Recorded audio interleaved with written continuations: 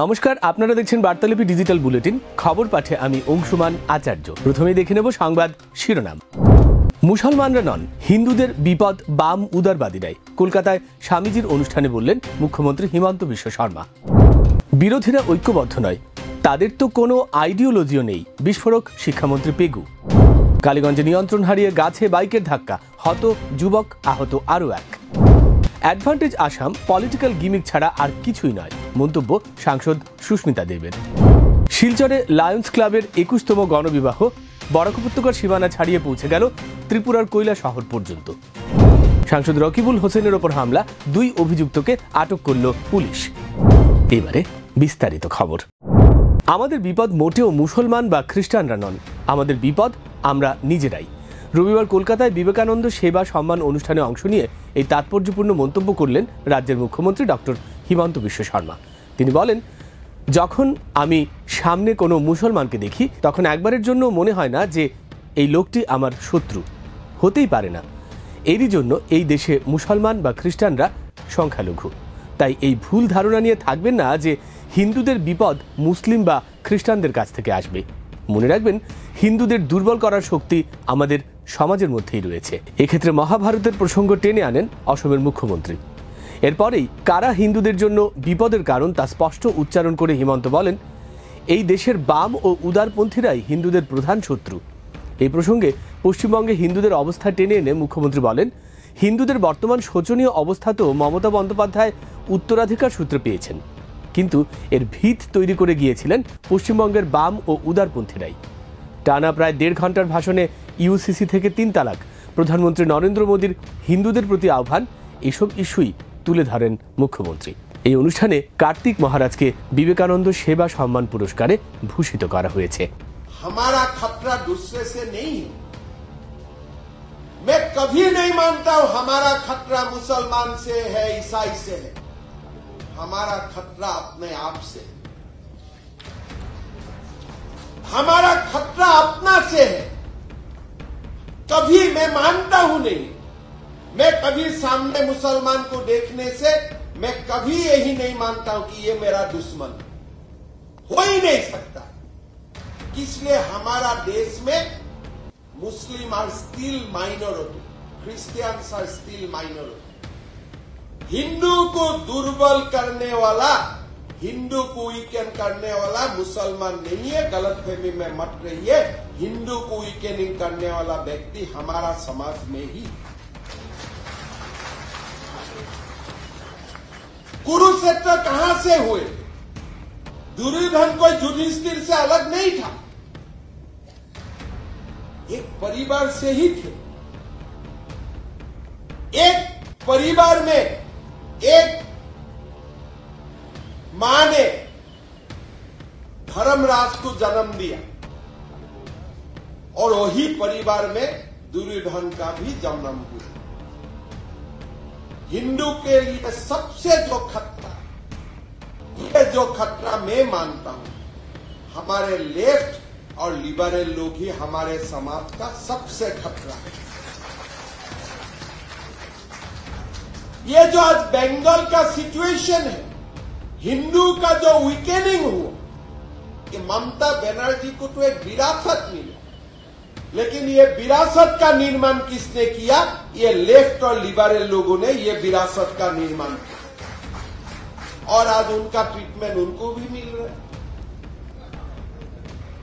उन्होंने जो किया है उनका थोड़ा बहुत ट्रीटमेंट उनको भी मिल रहा है। हमारे उनके लिए दुख है, सिंपैथी है, समवेदना है। किसने? आपने लोगों को सिखाया, आपने सिखाया हिंदू को गोमांस खाने के लिए, हमने नहीं सिखाया। রাজ্যের আসন্ন নির্বাচনগুলোকে নিয়ে বিজেপি ইতিমধ্যেই কুচকাওয়াজ শুরু করে দিয়েছে। গতকাল গুয়াহাটির বাজপেয়ী ভবনে বড়সড় সাংগঠনিক সভাও করে নিয়েছে দলীয় নেতৃত্ব। লক্ষ্য সাফ, বিরোধীদের কোনো ঢিল দিতে নারাজ তারা। রবিবারও একই সুর ধরা পড়ল শিক্ষামন্ত্রী ডক্টর রনোজ পেগুর কণ্ঠে। আসন্ন বিটিসি, পুর নিগম 26-এর নির্বাচন নিয়ে বিজেপির প্রস্তুতি সম্পর্কে এক প্রশ্নের জবাব দিতে গিয়ে পেগু বলেছেন, বিরোধীরা ঐক্যবদ্ধ নয়, তাদের তো কোনো আইডিওলজিও নেই, তারা কি করে হারাবে বিজেপিকে? তেওঁলোকৰ মাজততো কোনো ঐক্য কেতিয়াও নাই। যদি তেওঁলোকৰ মাজত ঐক্য থাকিলেহেঁতেন বা তেওঁলোকৰ এটা কমন ইডিঅলজি থাকিলেহেঁতেন, এটাই দল হ'ল। যেহেতু কমন ইডিঅলজি, কমন এজেণ্ডা নাই, সেইকাৰণে বেলেগ বেলেগ দল হৈছে। এতিয়া বেলেগ বেলেগ দল মানে বিজেপিক পৰাস্ত কৰাৰ কাৰণে একত্ৰিত হোৱা। এতিয়া তেওঁলোকে তাৰমানে সাপ নেউল চব বাঘ হৰিণা চব একেলগ হ'ব লাগিব, যিটো সম্ভৱপৰ নহয়। আৰু সম্ভৱপৰ নহয় কাৰণে তেওঁলোকৰ ৰিজৰ্টত সেই ফাঁদটো পুনৰ মানে এইটো প্রকাশিত হল। নিয়ন্ত্রণ হারিয়ে সড়কের পাশে গাছে বাইকের ধাক্কা, প্রচণ্ড গতির ওই ধাক্কায় প্রাণ গেল এক যুবকের, আহত হয়েছেন আরও একজন। ঘটনাটি ঘটেছে গতকাল রাত ৯টা নাগাদ শ্রীভূমি জেলার কালীগঞ্জের ৬ কুটে। হত যুবকের নাম অলিউল্লাহ, বয়স ২৫। দুর্ঘটনায় আহত হয়েছেন রাজা দত্ত, বয়স ২১। বাইকে করে তারা বাগবাড়ি থেকে ৬ কুটে আসছিলেন। ৬ কুটেই নিয়ন্ত্রণ হারিয়ে রাস্তার পাশে একটি গাছে ধাক্কা মারেন। ধাক্কার পর উভয়েই বাইক থেকে সড়কে ছিটকে পড়েন। পরে গ্রামের মহিলারা গিয়ে তাদের উদ্ধার করে কালীগঞ্জ হাসপাতালে পাঠান। সেখান থেকে তাদের শ্রীভূমি হাসপাতালে পাঠানো হয়। অলিউল্লাহর অবস্থা আশঙ্কাজনক থাকায় তাকে পাঠিয়ে দেওয়া হয় শিলচরের বেসরকারি জীবনজ্যোতি হাসপাতালে। তবে শেষ রক্ষা হয়নি, মৃত্যুর কোলে ঢলে পড়েন অলি। আজ ময়না তদন্ত শেষে অলির মরদেহ নিয়ে আসা হয় গ্রামের বাড়িতে। শোকে ভেঙে পড়েন পরিবারের সদস্যরা। এদিকে দুর্ঘটনার খবর পেয়ে কালীগঞ্জ পুলিশ ঘটনাস্থলে যায়। তারা বাইকটি উদ্ধার করে থানায় নিয়ে আসে। অ্যাডভান্টেজ আসাম 2.0 পলিটিক্যাল গিমিক ছাড়া আর কিছুই নয়। রবিবার শিলচরে এ মন্তব্য করেছেন রাজ্যসভা সাংসদ তথা তৃণমূল নেত্রী সুস্মিতা দেব। সুস্মিতা বলেন, 2018 অ্যাডভান্টেজ আসাম 1.0 হয়েছিল, কিন্তু 2018 থেকে 2025 পর্যন্ত 1.0 থেকে অসম কি পেয়েছে? বাইরের সংস্থাগুলির বিনিয়োগের মাধ্যমে রাজ্যে কি কি গড়ে উঠেছে আজ পর্যন্ত এর চিহ্ন মাত্র পাওয়া যায়নি।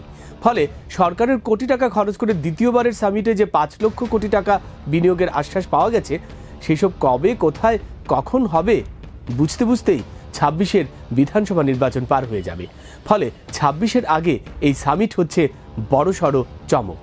অ্যাডভান্টেজ আসাম থেকে বরাক উপত্যকা কি পেয়েছে এই প্রশ্ন তুলে সুস্মিতা বলেছেন, কেন্দ্র রাজ্য দুই সরকারই বরাকের চালু শিল্প প্রতিষ্ঠান 5 গ্রাম কাগজ কল বন্ধ করে দিয়ে এখন বিনিয়োগের স্বপ্ন দেখাচ্ছে। বিনিয়োগের স্বপ্ন বরাকে সত্যি সত্যি বাস্তবায়িত করতে হলে বিভিন্ন ক্ষেত্রে ভর্তুকির পরিমাণ বাড়াতে হবে, নতুবা কোনো শিল্প প্রতিষ্ঠানই বরাকমুখ হবে না। শিলচর কাছাড়ে মাল্টি মডেল লজিস্টিক পার্ক ঘোষণা করেও আজ পর্যন্ত কেন কিছুই হলো না, এই প্রশ্ন উত্থাপন করেছেন সুস্মিতা। যে কোনো স্টেপ একটা বিজনেস সামিট করতে পারে, মমতা দিও করেছেন, একটা বড় বিজনেস সামিট করেছেন। বাট দ্য কোয়েশ্চেন ইজ 18-র পরে 25 পর্যন্ত কিছু হলো না। ঠিক বিধানসভার ইলেকশনের আগে যে অ্যাডভান্টেজ আসাম হচ্ছে, এটা আরও 5 বছর না হলে আমরা বুঝতেই পারবো না কী হয়েছে। So this according to me has been timed for election benefit, nothing else. একটা হাওয়া ওঠাবার জন্য ইলেকশনে। কারণ আই ফিল যে বিজেপির যে ভিশন ডকুমেন্টটা ছিল, যেটা 2025-এর মধ্যে ভিশন ডকুমেন্টটা ওদের বাস্তবায়ন করা ওটা ছিল, more than 80% remains unfulfilled. That's the bottom point. আরে ওরা তো ইনভেস্টমেন্ট আসামে যদি একটা টেবিলের আর সোফার ভাড়া লক্ষ লক্ষ টাকা, এটা এই অ্যাডভান্টেজ আসামের গভর্নমেন্টের ক্ষতি হলো না লাভ হলো? আমরা তো পেপারে দেখছি বা টিভিতে দেখছি, আমি তো বলতে পারবো না, আমরা তো কাগজ দেখিনি। এটা এই ইনভেস্টমেন্ট যদি আসাম সরকার করে থাকে, দেন এটার 100 গুণা ইনভেস্টমেন্ট আনা উচিত, নাহলে তো এটা আসাম সরকারের লস হলো। আমরা যদি 5 ঘন্টায় গুয়াহাটি গিয়ে আসতে পারি, এটা আমাদের সৌভাগ্য। কিন্তু আমার মনে হয় না যে এই রাস্তা দিয়ে কোনো ইনভেস্টমেন্ট আসবে। হ্যাঁ, এটা হতে পারে যে ট্রাকগুলা গিয়ে সোনাপুরে আটকে থাকে, ওইটা হয়তো ওইগুলা থেকে আমরা বাঁচবো। আর এটাও আমি বলে দিই, আমি আমার কমন সেন্স থেকে বলছি, এই যে রাস্তাটা নীতিন গাডকারি যে অ্যানাউন্স করেছে, এটা আসামের কোনো ক্রেডিট নেই। মেঘালয়ার সিমেন্ট লবি গিয়ে এই প্রজেক্টটা এনেছে বিকজ অফ সোনাপুর। আমরা তো দিল্লিতে রাজনীতি করি, আমরা জানি 5 বছর আগে কি সোনাপুরের প্রবলেম ছিল, এখন দিয়েছে। কারণ যত সিমেন্ট ইন্ডাস্ট্রির মালিকরা ছিল, গিয়ে নীতিন গাডকারিকে ধরে এটা করেছে যে আমরা সোনাপুরে আটকে থাকি, সিমেন্ট ইন্ডাস্ট্রি মরে যাচ্ছে, ওই সিমেন্ট ইন্ডাস্ট্রির জন্য দিয়েছে। ইনফ্যাক্ট যদি এটা পাবলিকের জন্য দেওয়ার ছিল, 5 বছর আগে দিত। 10 বছরের গভর্নমেন্ট আছে। রাজ্যপাল অজয় কুমার ভাল্লার আবেদনের প্রেক্ষিতে মণিপুরে লুট হওয়া অস্ত্রশস্ত্র ফিরিয়ে দেওয়ার তৎপরতা অব্যাহত রয়েছে। রবিবার মণিপুর পুলিশ জানিয়েছে, রাজ্যের 5টি জেলায় আরও 42টি অত্যাধুনিক অস্ত্র ও কার্তুজ ফিরিয়ে দিয়েছে বিভিন্ন সংগঠনের সদস্যরা। একজন পুলিশ কর্তা জানিয়েছেন, ইম্ফল পশ্চিম এবং পূর্ব চূড়াচাঁদপুর, বিষ্ণুপুর এবং তামেংলং জেলায় আগ্নেয়াস্ত্রগুলি সমর্পণ করা হয়েছে। বিষ্ণুপুর জেলায় 2টি পিস্তল, 6টি গ্রেনেড এবং 75টিরও বেশি কার্তুজ সহ 5টি আগ্নেয়াস্ত্র ফিরিয়ে দেওয়া হয়েছে। তামেংলং জেলার কাইমাই থানায় 17টি দেশি বন্দুক, 9টি স্থানীয়ভাবে তৈরি মর্টার এবং কার্তুজ সমর্পণ করা হয়েছে। পুলিশ কর্মকর্তা জানিয়েছেন, ইয়াইঙ্গাং পক্কি, পোরপন্ট, চূড়াচাঁদপুর এবং লামসাং থানায় কমপক্ষে 10টি আগ্নেয়াস্ত্র ও কার্তুজ জমা পড়েছে। প্রসঙ্গত, রাজ্যপাল ভাল্লা প্রথমে 20 ফেব্রুয়ারি থেকে 7 দিন পর্যন্ত অস্ত্র সমর্পণের আবেদন জানিয়েছিলেন। পরে সময়সীমা বাড়িয়ে 6 মার্চ বিকেল 4টে পর্যন্ত করা হয়েছে। ধুবড়ীর কংগ্রেস সাংসদ রকিবুল হোসেনের ওপর হামলার ঘটনায় 2 অভিযুক্তকে আটক করল পুলিশ। ধৃতদের বশিউদ্দিন ও আব্দুল খালেক বলে শনাক্ত করা হয়েছে। বশির তামুলিপুটের বাসিন্দা, খালেক থাকেন রৌমারিতে। আজ দুপুরে পুলিশ অভিযান চালিয়ে রূপহী হাট থেকে আটক করে তাদের। উল্লেখ্য, গত 20 ফেব্রুয়ারি নগাঁওয়ে একটি দলীয় সভায় যাওয়ার সময় আক্রান্ত হন সাংসদ রকিবুল হোসেন ও তার ছেলে। প্রকাশ্য দিবালোকে রাস্তার ওপর তাড়া করে মারধর করা হয় তাদের। ঘটনার পরিপ্রেক্ষিতে 22 জনকে অভিযুক্ত করে নগাঁও থানায় এক মামলাও দায়ের করেন সাংসদ। ওই ঘটনাকে কেন্দ্র করে তোলপাড় হয় রাজ্য রাজনীতি। ঘটনার পরদিনই মুখ্যমন্ত্রী জানান, 10 জন অভিযুক্তকে শনাক্ত করেছে পুলিশ। সাংসদের জন্য পর্যাপ্ত নিরাপত্তার ব্যবস্থাও করা হয়েছে। পরবর্তীতে বিধানসভা অধিবেশন চলাকালীন ধৃতদের নামের একটি তালিকাও তুলে ধরেছিলেন ক্যাবিনেট মন্ত্রী পীযূষ হাজরিকা।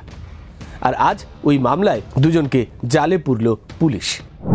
প্রতি বছরের মতো এবারও লায়ন্স ক্লাব অফ শিলচর সেন্ট্রালের উদ্যোগে 13 জোড়া পাত্রপাত্রী বিবাহ বন্ধনে আবদ্ধ হলেন। এক্ষেত্রে সবচেয়ে উল্লেখযোগ্য খবর হলো, লায়ন্স ক্লাবের সিগনেচার প্রজেক্ট গণবিবাহ এবারে বরাক উপত্যকার সীমানা ছাড়িয়ে পৌঁছে গেল ত্রিপুরা রাজ্যের কৈলাসহর পর্যন্ত। এবছর যে 13 জোড়া পাত্রপাত্রী বিবাহ বন্ধনে আবদ্ধ হয়েছেন, এর মধ্যে 1 জন পাত্র এসেছেন কৈলাসহরের মূর্তিছড়া বাগান থেকে। তিনি বিয়ে করেছেন হাইলাকান্দির আয়নাখাল চা বাগানের এক যুবতীকে। গণবিবাহ উপলক্ষে প্রতি বছরের মতো এবারও ছিল জমজমাট সাংস্কৃতিক অনুষ্ঠান।